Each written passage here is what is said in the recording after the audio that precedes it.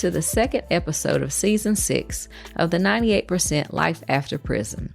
Our podcast is dedicated to the roughly 18,000 incarcerated people who are released back into our communities each year, often with little more than a clothes on their backs. I'm April Barber Scales. And I'm Judy Van White. In our last episode, we talked about the enormous budget shortfall facing the North Carolina Department of Corrections. The legislature announced May 12th that they'd broken the impasse that had left the state without a budget. In addition to teacher raises, they've announced that they are awarding correctional officers a 15.4% raise. In addition, probation and parole officers will receive an average 10% salary increase. This is a first step in addressing the $100 million shortfall confronting the Department of Corrections. The hope is that it will alleviate the severe staffing shortages and lack of programming that plagues our state prisons. Our episode today takes the audience on a bit of an adventure. It's the rare story of a man who escaped from prison and did not get caught. Well, at least not for 41 years. Ronald Carnes was serving 15 to 20 years for his supposed involvement in a 1970 convenience store stick-up. In 1973, he found a way to escape before anyone realized he was missing. He left the state and set about to create a whole new identity for himself. Here's the story of the 41 years he spent on the run.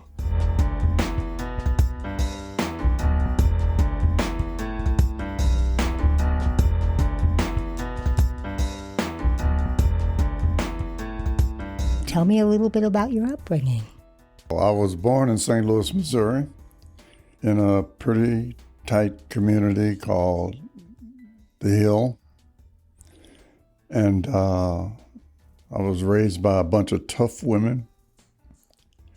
And most of my upbringing, women were responsible for. The men in the neighborhood were the local cop, Mr. Parker, few gamblers, few hustlers. It was a good time. And your mother ran a jazz club. Oh, yeah. We had a family bar. It was called Ella's Lounge. It was known for entertainment, jazz preferably. And everybody in the community knew about Ella's and Ella, the owner, my mother. They knew about the whole family, my grandmother, Maggie, and her connections with the bars in the area. So everybody in the community knew what we were about, and that was a good thing. What brought you to North Carolina? It was during the time, 1969, it was around the period when Fred Hampton was murdered in Chicago, and Mark Clark and his girlfriend was shot. Police had fired through the walls of the apartment, didn't even try to knock on the door to enter. Anyway, that kind of created a bit of anger in me, and I wanted to do something about it. And Black Panther Party, I figured I'd go try to join. And unfortunately, at that particular time, there was a lot of FBI penetration of the organization. So they were very careful about who they allowed into, the different offices and what have you. So they asked me if I would be interested in going to North Carolina to start a breakfast program. So I said, yeah, I packed up my little stuff and came to Winston Salem, North Carolina. First introduction to the real, this far south. When I first got here in Winston-Salem, they had me tied to a guy named Richard Carter and told him to keep me out of trouble. I was new in the area, didn't know anybody. So we went out one night, and I'm the only one in the house that had any money, so I figured I'd buy some snacks and stuff, to munch on. So we went to this convenience store, and picked up a 6-pack of beers, some popcorn and stuff like that, and I'm standing in line, and I hear over my shoulder, "Put your hands up. This is a holdup." So I'm standing there with my hands up, and I hear the voice, "Put your hands down, dummy. I'm not talking to you."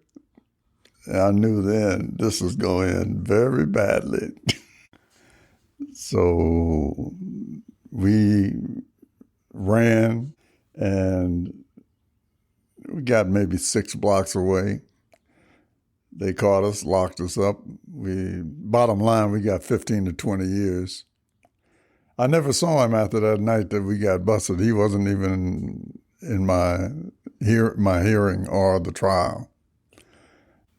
From that day to this, I've never seen this guy again. And in 1970, they put me in central prison. I stayed in isolation for 3 years. 1973, they finally put me out on a road camp. And it was from there that I escaped. I really can't call it an escape. They walked off and left me. That's the truth of the matter. They walked off and left you? I was sitting there on a stump where I was supposedly going to use the bathroom, and they kept walking, and I'm still sitting on the stump, and I watched them just walk off. I said to myself, this could only happen to me. They got out of sight. I took off. Simple as that. They forgot about you. They forgot about me. And after a while, I forgot about them. But made my way to Chicago. And that was the beginning of my adventure. 3 years in solitary? Yeah, I was a Black Panther Party member, so they wanted to, on my trial document, which later ended up in my hands, I looked in the back of it and it said Black Panther, written and handwritten. So that kind of explains the sentencing, the isolation, and what have you. So you had already planned to try to escape before the opportunity actually arose for you to escape. Definitely.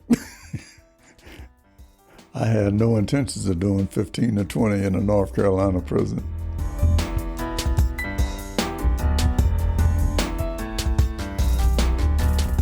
Do you remember how you felt on your way to Chicago? It just must have felt really surreal to you. Cautious. Made sure I didn't make eye contact with anybody. Watched everybody. And considering that I had lived in Chicago for a number of years, I was able to find a place, a boarding room. I was able to get jobs because I knew food and beverage, so I could do banquet work, make cash money. Always had money in my pocket. I'd spend most of my time in the libraries. I would search through the microfiche looking for information about children who had passed away, which is where I got the names of the aliases that I used. Was able to get death certificates, birth certificates, eventually got Social Security cards, driver's license, all of that stuff just fell in place. I just took my time, took a couple of years. And by that time, I had developed a stash of money, had a car, and just acted normal under another name. Your first alias was Louis Vance. Louis Vance. How did you come up with Louis Vance? Louis Vance died when he was 3 years old in a fire in Chicago, in an apartment fire. And his mother survived. There were 3 children. He and one of his brothers passed away, unfortunately. But I took the name, the date of birth, and the date of his death. I sent off and got the death certificate. They replied and sent me one. And on that death certificate was all the information I needed to get a birth certificate.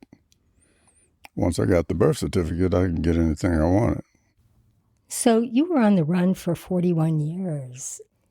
Was it like the food and beverage? Was it just sort of job to job? And did you move around a lot? I mean, how did you live your life? How did you survive? I started off in food and beverage as a busboy. And I was always very observant. I would learn how to do things by watching. And over the years, I learned the business of restaurants, banquets, hotels, and I got pretty good at it. So I started organizing some of the waiters that I knew that I'd been brought up with, guys I knew I could trust, guys that knew as much about the business as I did. We started a business where we would actually come in, evaluate your business, tell you where your short ends were, what you needed to do to start making money, how to keep your business running. And our reputation increased. And we would get calls for different areas have different seasons. In Chicago, they have certain seasons where the hotels are making all kinds of money. New York, same thing. If they can come in contact with waiters, managers that they can depend on, that they know will do the job, they reach out and find us. So from New York to California, we would travel all over the states. And that's how we made our money. And we do 50, 60 grand a year. We were doing pretty good. So these folks knew you as Louis Vance, right? Vance. And later, William Cox. Why did you give up Louis Vance and become William Cox? Never gave him up. I just used both of them to my advantage, depending upon where I was at or what I was doing. When I started electronic school, I went to school, and the school name I used was William Cox. And I graduated from electronic school, started working for GTE, and I was involved in the transfer from the old manual telephone systems to the new electronic systems. We were the first generation of electronic digital telephone switching in the United States. And that's how I ended up in a lot of other places. I lived in Puerto Rico for a while. We installed 12 remote telephone offices in Puerto Rico. After the project was over, they left, I stayed. I had a passport. I could travel through all of the Caribbean islands, Dominican Republic, Haiti, and I pretty much went wherever I wanted to. But during all this time, you had a secret. How was it keeping that secret, and how did that affect your life? Actually, it was quite easy. I had made up in my mind that Ronald Carnes was dead. He doesn't exist.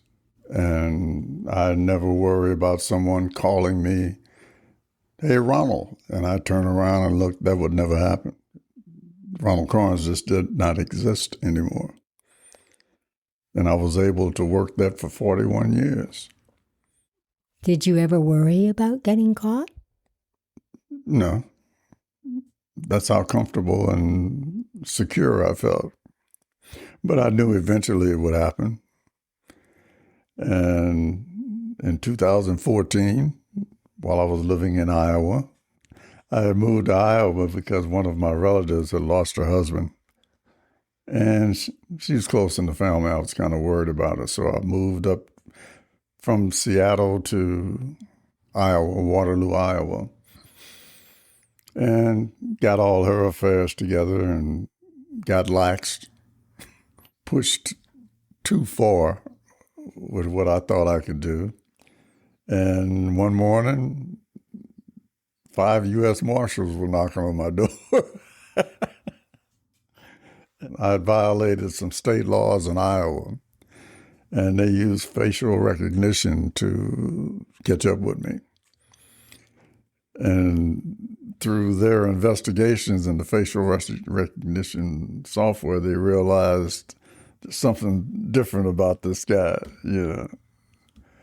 So they came a-looking, knocked on the door, and I could tell with the knock. Yeah, I know that knock. And sure enough, when I opened the door, the guy, Marshall looked at me and he said, "You gotta be kidding me." So he says, "Are you Ronald Carnes?" And I said, "Yep, I'm the one."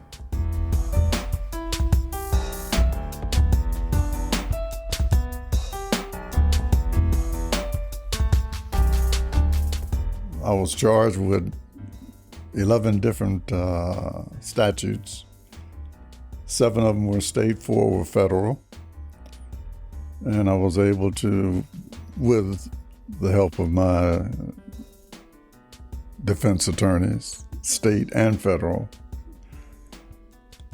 I was able to get all of those charges, or we were able to get all of those charges dismissed without prejudice. Basically, what were the charges? Well, it was based around the DMV and trying to get a license for Louis Vance and a license for William Cox. And they don't like that. Why were you so certain that it would eventually catch up with you?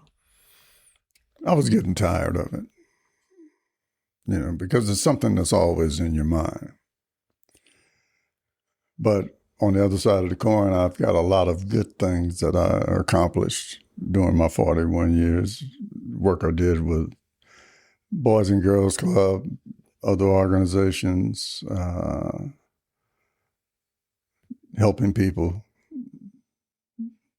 doing what my grandma and my mom had driven into me. If you can help somebody, help them.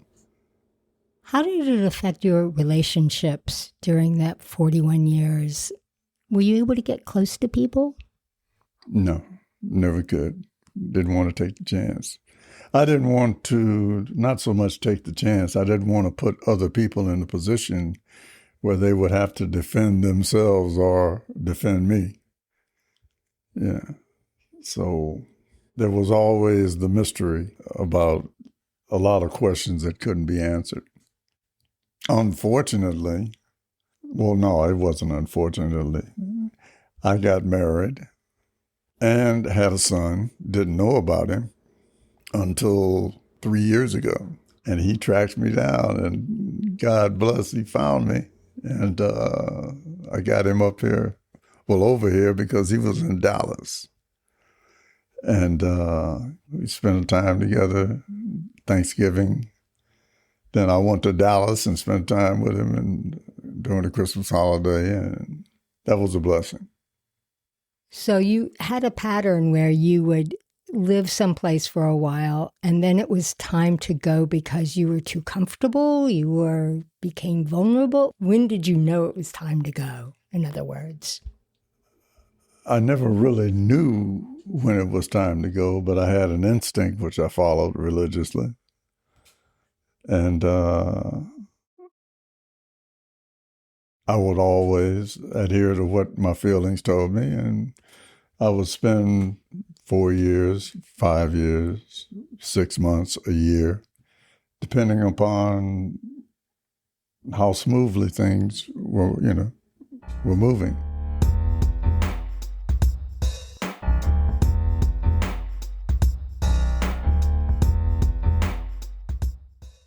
So you came back to North Carolina. I kept pushing while I was in Iowa, going through the trials and what have you. I kept pushing, considering that I was an escaped convict. I would like to be sent back to North Carolina. And then when I got to North Carolina, I found out nobody knew what to do with me. They didn't charge me with escape because they couldn't prove it. So they said. So I eventually spent 3 years after I came back. I spent 3 years in the system. I went from Central Prison to Bertie, from Bertie to OCC. And it was like storybook. Everything that I wanted to happen, happened. And met a lot of great people in and out of the prison system in North Carolina. Had a lot of help. And it proved to be beneficial. And to this day, I still have a lot of friends that I communicate with, depend on, and help. Well, you've really answered this about what made you such a successful fugitive, because it's a pretty rare story, somebody on the run for 41 years. I've been told that. And when they brought me back to Central Prison, it was kind of embarrassing. I'm not used to being pointed out as being popular. And when I came back into the block, I looked down, walked down into the block, and I'm looking down and people point, that's him, that's him. And everybody's staring at me and I'm looking at them like, am I getting ready to go down here and get mugged or what, And I'm looking for a way to get out. But people would come to me, and how did you do it, And that was never really the issue. It was more to me about why did you do it? And why did you do it that way? And how would you answer that? That was my form of justice. I learned my lesson when I came to North Carolina and got bamboozled. That's what I call it. By trusting too much. And I was navigating in an area where I really didn't know anything about what was going on in the South. So I was kind of an intruder in a place where I didn't need to be intruding without backup. But I've been lucky. I've been very lucky. And sometimes people remind me that it wasn't luck, it was what you sowed, and you reap what you sow. So I've gotten a lot of good friends, and I'm proud of that. And you've lived a good life. Yeah, I have. Compared to a lot of other people, I got no complaints, none. And I enjoy helping people when I can. And I think the main thing that I want to get across with this interview is the fact that for guys that are coming out, don't ever allow yourself to think that things are too bad for you to make it. There's always a way to resolve problems. And there's a way to do it where you can help yourself and help somebody else. Just take your time, be patient, work through it. And particularly to the kids out there that are locked down. There are people out here that want to help you. You just have to find them. Don't ever give up.